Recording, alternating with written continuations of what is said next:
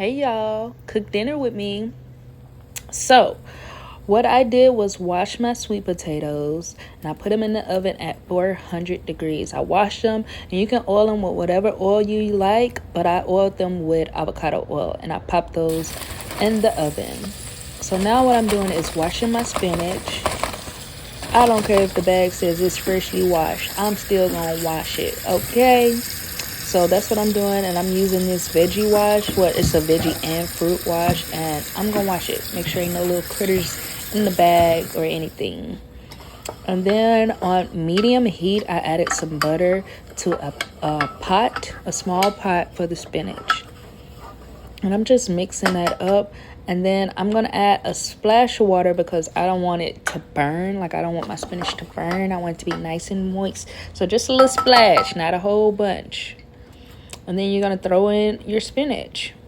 Now, spinach, it tricked me, y'all. And y'all go see. Because I thought I had enough spinach. But once I got to cooking, I said this little bitty thing of spinach. But hey, that's okay.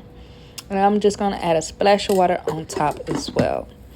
And then I'm going to check on my sweet potatoes. I already had them going when I started filming. But you can leave them in there for about 45 minutes to an hour. It really just depends on the size of your sweet potato. Now what I'm doing is I'm adding some minced garlic to my spinach. And I'm going to mix that up.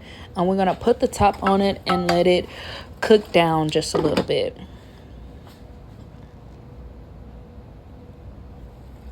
Now that that's cooked down, you can see the steam, you can see it bubbling. I cut my heat down just a little bit. And then I'm going to start adding some more seasonings to it to give it that flavor. So I love me some chicken bouillon, y'all. I need some flavor. So I just shook a little bit in the top. And I just sprinkle that all on my spinach. And then I'm going to add some different type of seasoning. It's from, I believe it's from, what brand is this? Yeah, Dash.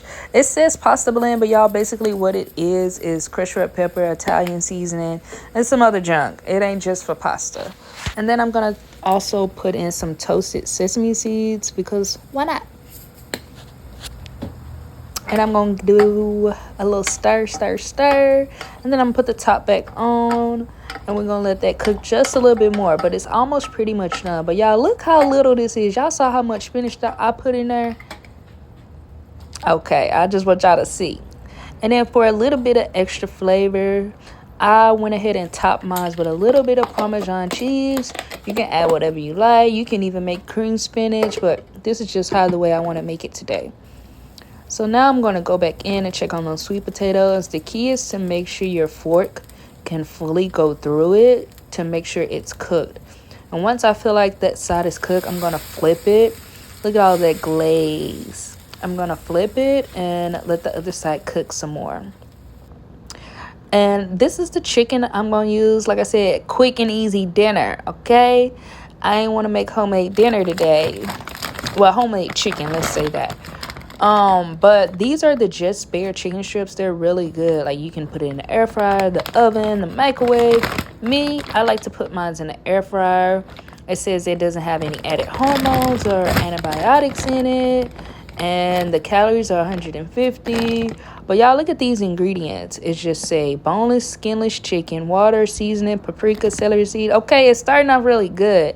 And these chicken strips are so good. They're my favorite. Like, it tastes like somebody just cooked them.